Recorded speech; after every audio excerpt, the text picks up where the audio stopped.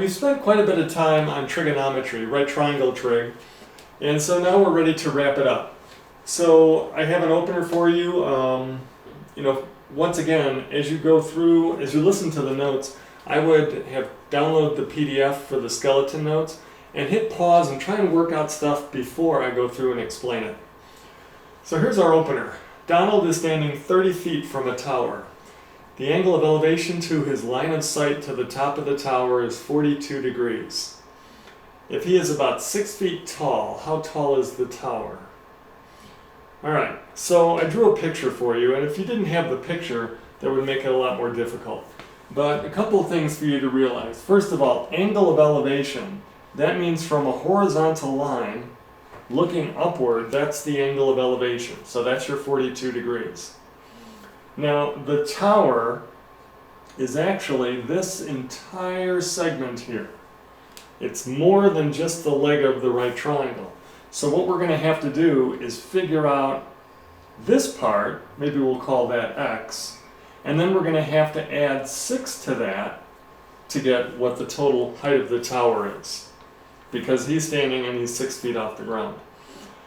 So for the right triangle, and remember we're just going to deal with the leg here, so we have 30 and x, and we have the 42 degree angle.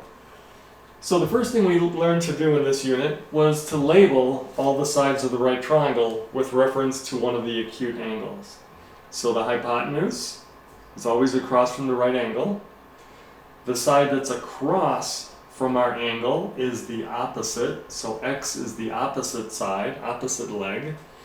And then the other leg is the adjacent leg, and that's 30 feet. So now what we want to do is we want to figure out what x is. So we're going to be using the opposite leg, and we have 30 for the adjacent leg. So we don't need the hypotenuse, so we're not going to use that. We need to use opposite and adjacent. And so we learned that we had 3 trig functions: sine, cosine, and tangent. And the sine was a ratio of the opposite leg over the hypotenuse. The cosine was the adjacent leg over the hypotenuse, and the tangent was the opposite leg over the adjacent leg.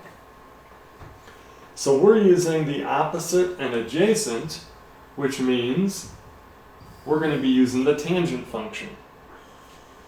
So we're going to say tangent of our angle, which we know is 42 degrees, equals the opposite leg, which we're calling x, over the adjacent leg, which is 30. And now we need to solve for x. So we're going to multiply both sides by 30 to cancel those. And then we're going to need a calculator, and we're going to punch in 30 times the tangent of 42 degrees. So we grab the calculator, and we do 30 times tangent of 42. 27.01. So we'll say, if we round to the nearest tenth, we'll say 27.0.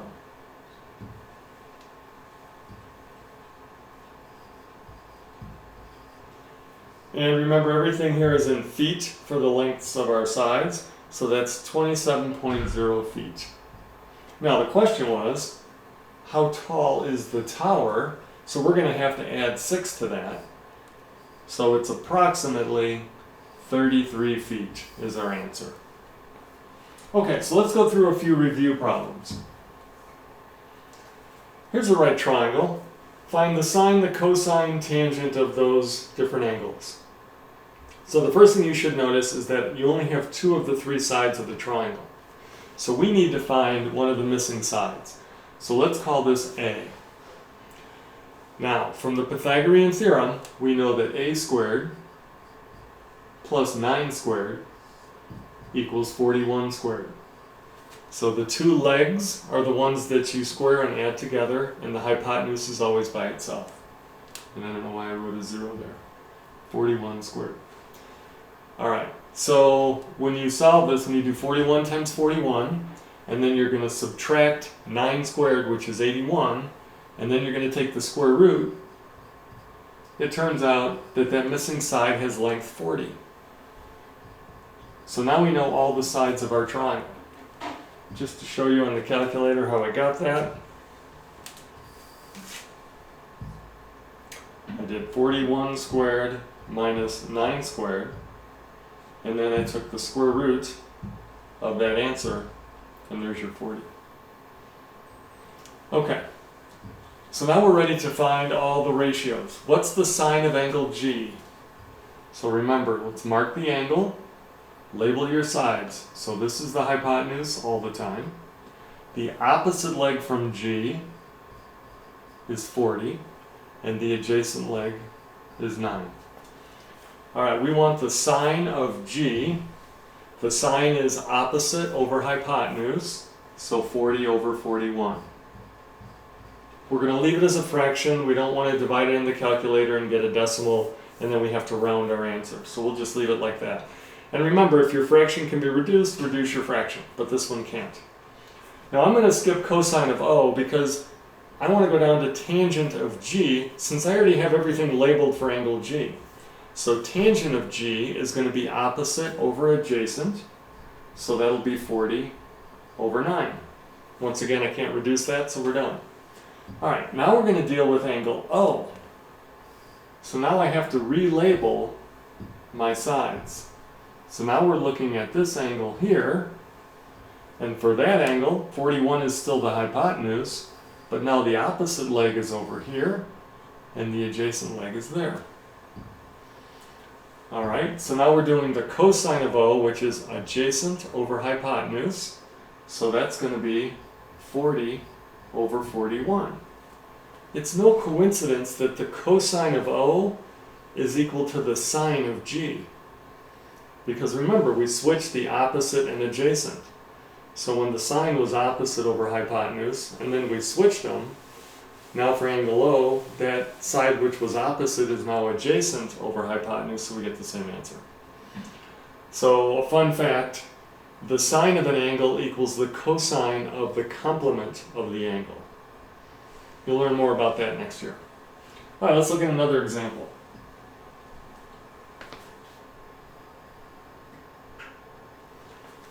This says to solve for x. We have an angle, we have one of the sides, we're trying to find another side. So, let's mark our angle, let's label our sides.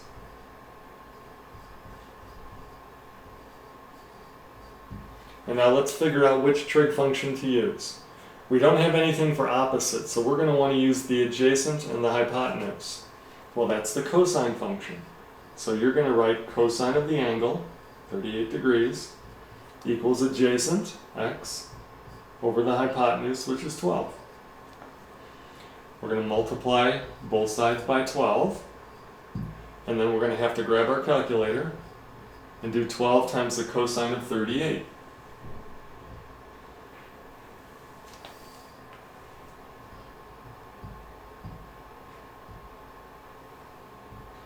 And we get 9.456. This didn't say how far to round it, so let's go 2 decimals. So that would be 9.46. The 5 gets bumped up. So 9.46.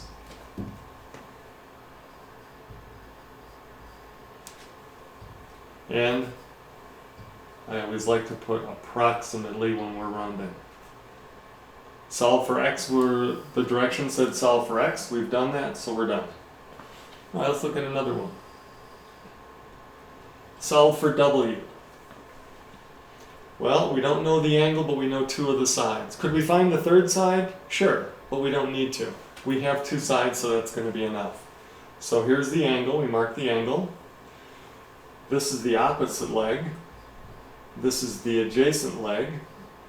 We don't have a number for the hypotenuse. So what uses the opposite and adjacent? Well, that's the tangent.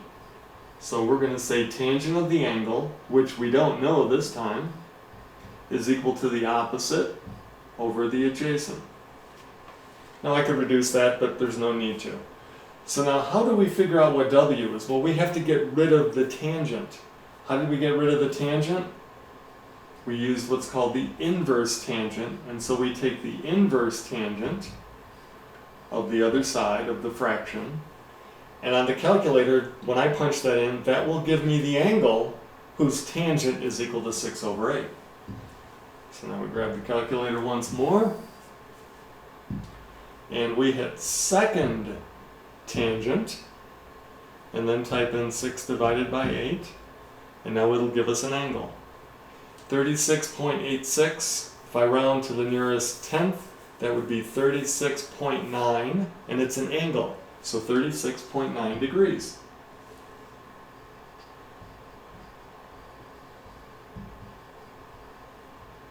Reread the question, solve for W, we solve for W, we're done. Okay, let's go with one last example. Example 4, this says solve the triangle. What does that mean? If you remember from our previous homework, that means we have to find all the missing parts and angles. Well, right now we know 2 of the sides, so we need to find a third side. I don't know, let me call this little r. And how do we find that? Well, we just did that a little while ago. Pythagorean theorem. R squared plus 9 squared equals 20 squared. Keep writing degrees for some reason. 20 squared. Okay, so you can go ahead and square those. And you get 81 and 400. And then you can subtract 81 from 400. And you'll get 319. And then we need to take the square root to cancel the square. And we're going to get r equals the square root of 319, which is approximately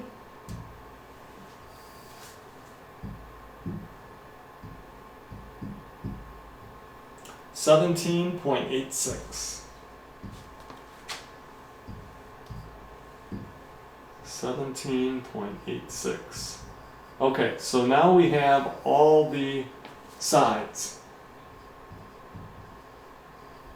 Okay, there's no units on the length, so we don't have to put any units on there. Now we have to find the angles. Well, angle Q is a right angle, so we know that's 90 degrees. So let's find one of the other angles. It doesn't matter which one. So let's say I want to find angle P. So we'll start with that. Now let's label all our sides: hypotenuse, opposite, and adjacent. Now I have my choice. I can use sine or cosine or tangent. But to give you a hint, I tend to not want to use an answer that I just calculated from something else. Let's use the 2 numbers that were given to us in the problem. In case we made a mistake over here for r, then we're going to get a wrong answer for p as well. So let's stick to the 2 numbers that they gave us, the opposite leg and the hypotenuse. So which trig function uses opposite and hypotenuse? Well, that's sine. So I'm going to say the sine of angle P, which I don't know, equals the opposite leg, which is 9, over the hypotenuse, which is 20. We have to solve for the angle, so we need to do the inverse sine of 9 over 20. And now when I do that, one more time, second sine, 9 divided by 20, 26.7 degrees approximately. 26.7 degrees.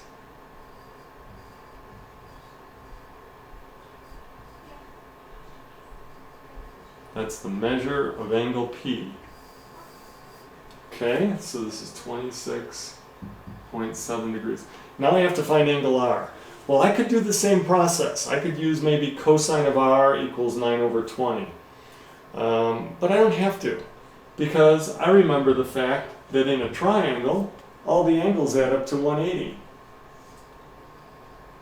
So if I subtract 90 from 180, and then my answer I just got for angle P, 26.7, I'm going to wind up getting angle R. Now, 90 from 180 is 90, so really all I need to do is subtract 26.7 from 90, and that'll give me angle R. So that's going to be 63.3, I believe. 89, I think that's it. Yeah, 63.3. So that's angle R, so let's write that over here. Measure of angle R is approximately 63.3 degrees. And let's check that I've got everything. I had to find all the missing pieces, so I found the missing side. That was R, 17.86. I found angle P, 26.7, and I found angle R. So now I've completed everything and I have solved the triangle. So one last quick reminder. For all the problems we've done, the missing variable that we're trying to solve for is in one of three places. Let's switch to my magic pen.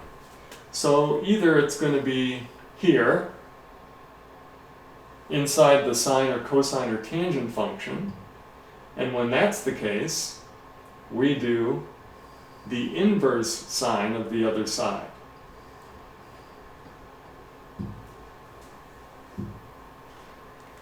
Or our missing part is in the numerator of the fraction, and that's easy. We just take the denominator and multiply it to the other side.